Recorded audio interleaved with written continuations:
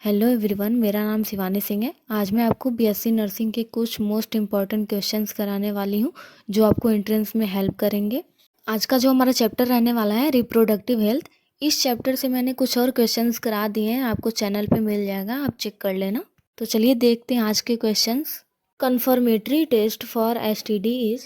Question है, STD के लिए कन्फर्मेटरी टेस्ट कौन सा होता है? इसका करेक्ट ऑप्शन होगा option D, all of these, यानी एलिशा, पीसीआर, डीएनए हाइब्रिडाइजेशन। ये सारे टेस्ट एसटीडी के कन्फर्मेटरी टेस्ट के लिए किए जाते हैं।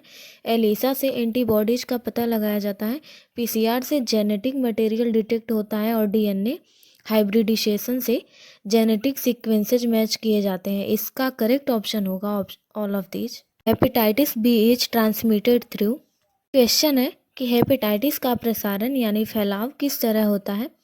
हेपेटाइटिस बी इन्फेक्टेड ब्लड या ब्लड प्रोडक्ट्स के थ्रू, अनसेफ सेक्स के दौरान और इन्फेक्टेड नीडल्स के यूज करने से भी प्रसारण होता है। तो इसका करेक्ट ऑप्शन होगा ऑप्शन डी, यानी all of these. The common means of transmission of AIDS is. AIDS का प्रसारण किस तरह से होता है हमें बताना है। एड्स यानी एक्वायर्ड इम्यूनो डिफिशियंसी सिंड्रोम एक वायरस है, एचआईवी से होता है, जो इम्यून सिस्टम को वीक कर देता है। एड्स का प्रसारण मेनली सेक्सुअल इंटरकोर्स के थ्रू, ब्लड ट्रांसफ्यूजन के दौरान, अनसेफ सेक्स और इन्फेक्टेड मदर के न्यूबॉर्न बेबी तक प्लेसेंटा ट्रांसफर के जरिए होता है।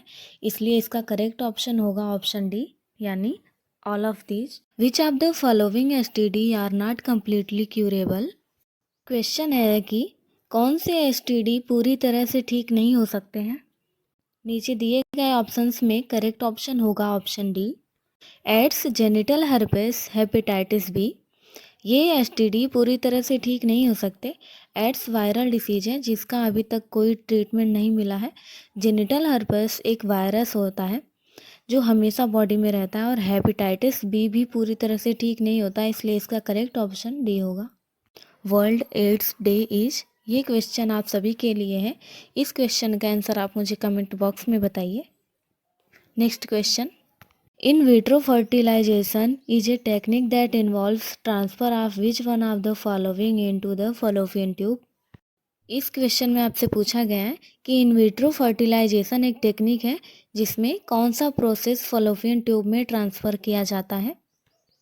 इसमें दिए गए ऑप्शंस में से करेक्ट ऑप्शन है ऑप्शन बी, यानी जाइगोट या early embryo up to 8 cell stage. In vitro fertilization में फर्टिलाइज्ड एग या जाइगोट को लैबोरेटरी में बनाया जाता है और फिर ये zygote early embryo Fallopian tube में ट्रांसफ़र किए जाते हैं। इसलिए इसका करेक्ट ऑप्शन होगा option B. The test tube baby programme employs which one of the following technique.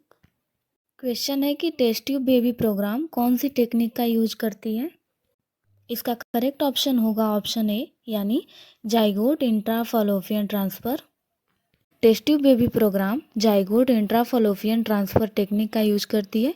इसमें फर्टिलाइज्ड एग या जाइगोट को फॉलोपियन ट्यूब में ट्रांसफ़र किया जाता है। Next question, the first case of IVF ET technique success was reported by. पूछा गया है कि IVF ET टेक्निक के पहले सक्सेस केस किसके द्वारा रिपोर्ट किए गए थे। IVF ET यानी in vitro fertilization and embryo transfer. दिए गए ऑप्शंस में से करेक्ट ऑप्शन होगा ऑप्शन बी, यानी IVF ET के पहले सक्सेस केस को doctor Patrick Steptoe and Robert Edwards ने रिपोर्ट किया था। On which of the following facts does the method of periodic abstinence is based? Question है, पीरियोडिक एब्स्टिनेंस कौन सी लाइंस पर आधारित है। तो इसका करेक्ट ऑप्शन होगा ऑप्शन डी, यानी ऑल ऑफ दीज। यानी पीरियड के लगभग 14 डेज पर ओव्यूलेशन होता है। ओवम लगभग 1 to 2 डेज तक जिंदा रहते हैं और स्पर्म्स लगभग 3 डेज तक जिंदा रहते हैं। Next question, which of the following is a non medicated intra uterine device. कौन सा option non medicated uterine device है हमसे पूछा गया है।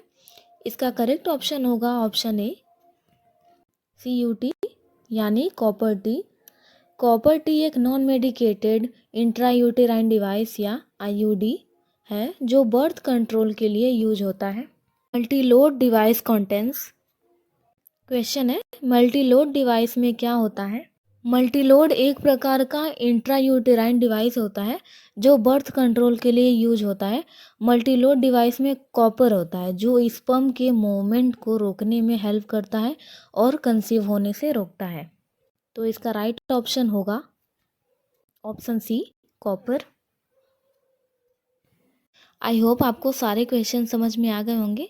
अगर आपको कोई डाउट है तो आप कमेंट सेक्शन में हमसे पूछ सकते हैं। चैनल पे आप नए हैं तो चैनल को सब्सक्राइब कर दीजिए और वीडियो को लाइक कर दीजिए। Thank you, take care.